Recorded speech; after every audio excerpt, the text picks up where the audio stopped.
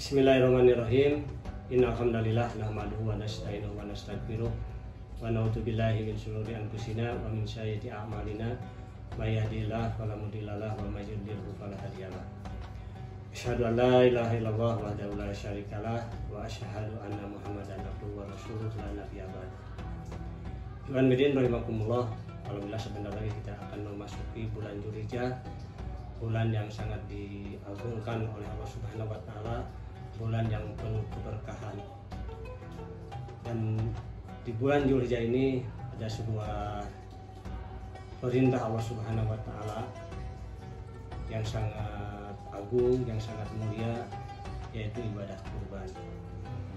Kalau berbicara ibadah kurban, ya hukumnya sunnah muakkadah, sunnah yang sangat dianjurkan untuk dikerjakan karena mengandung beberapa faedah yang sangat besar sekali. Dalam hal ini Rasulullah senantiasa melaksanakannya. Nyaris beliau itu tidak pernah meninggalkannya.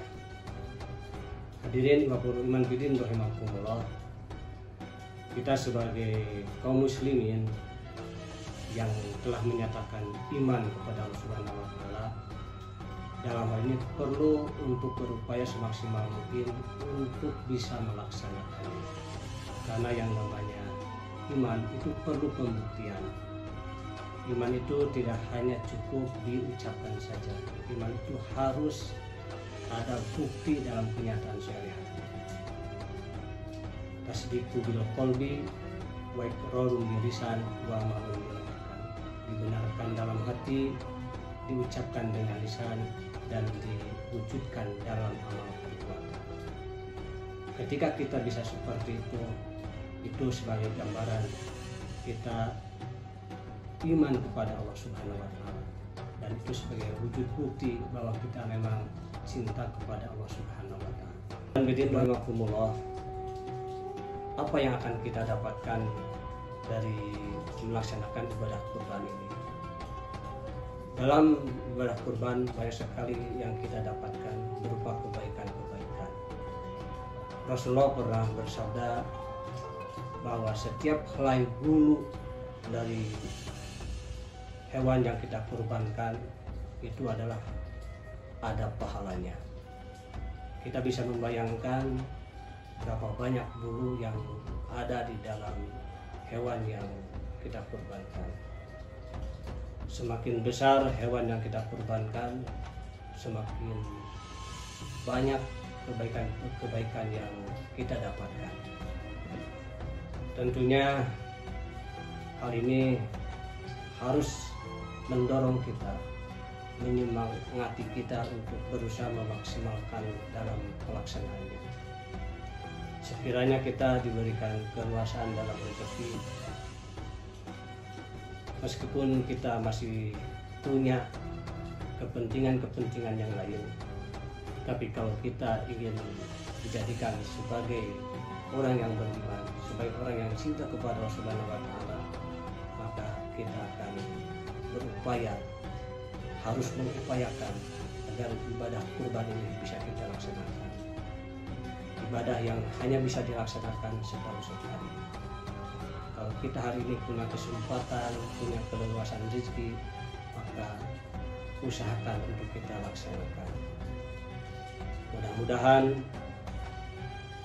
kita dengan adanya bulan Dzulhijjah ini masih diberikan kesempatan untuk Allah Subhanahu wa taala untuk bisa melaksanakannya.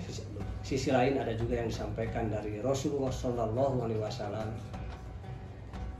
Beliau pernah menyampaikan sebuah hadis, man kana lahu sa'atun walam yudohi fala yaqrabanna musolana.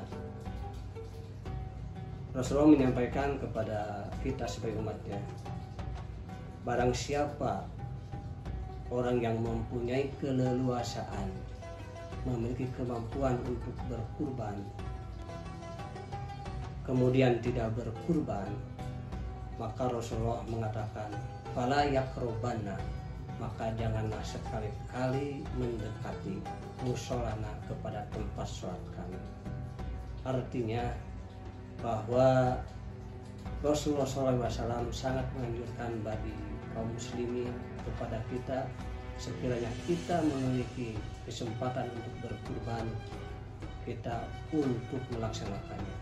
Karena kalau sekiranya kita mampu tetapi kita tidak berkurban, Rasulullah katakanlah tidak ridho, tidak suka kepada kita sekiranya kita memasuki atau melaksanakan sholat di dalam tempat sholatnya.